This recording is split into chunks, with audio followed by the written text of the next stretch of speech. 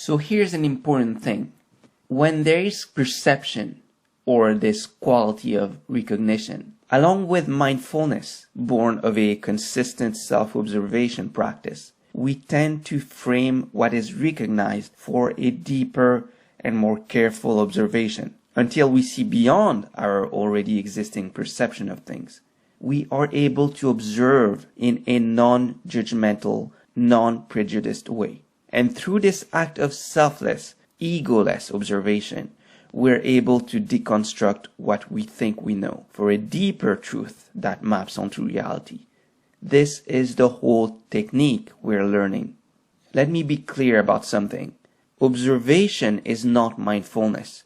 Observation is perception, which is recognizing the object of observation in the service of mindfulness. We frame the experience that is felt in our body as a result of a perception, and then we look more deeply into it.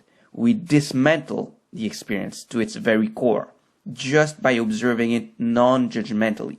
It's seeing through concepts and memories that are usually associated to experience. What results of this is a capacity of looking at the world, and more precisely, in our case, the markets, in a completely unprejudiced way, in a way that is objective and definitely more faithful to reality.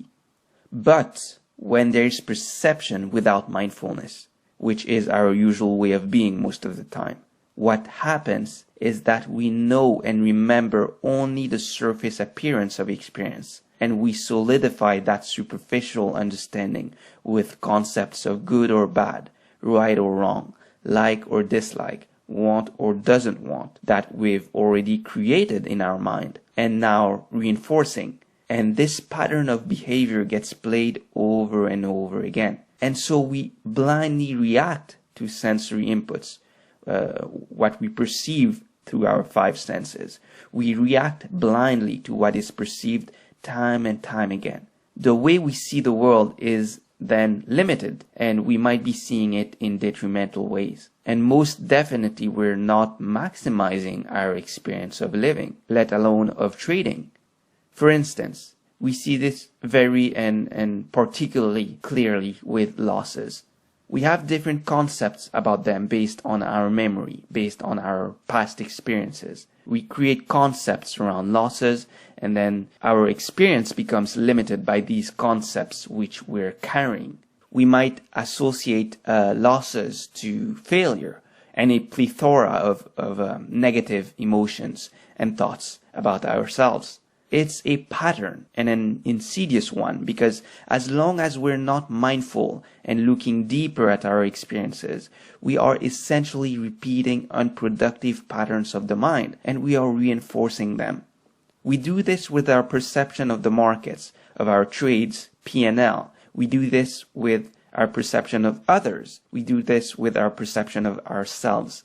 When we're not mindful, we settle for a surface perception, and then we don't see deeply. This is a tremendous limitation on our ability to see and understand things as they are. If a career as a trader is something you want to pursue, you can't allow yourself to remain stuck in such unproductive and unfulfilling patterns of the mind, and therefore of behavior.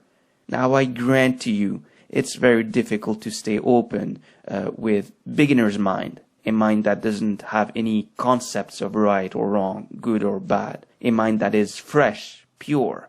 But that is what we're learning to do. And this will help us understand in a more direct and colorful manner the different mind elements like thoughts and emotions that we experience, and how they are connected to sensations in the body, the breath, and seeing clearly the nature of their hindrances, seeing the general character of reality and its universal qualities like impermanence, non-duality, and also the selfless nature of all our experiences. This is what we're learning, my friends, through practical and experiential understanding, not just intellectual understanding.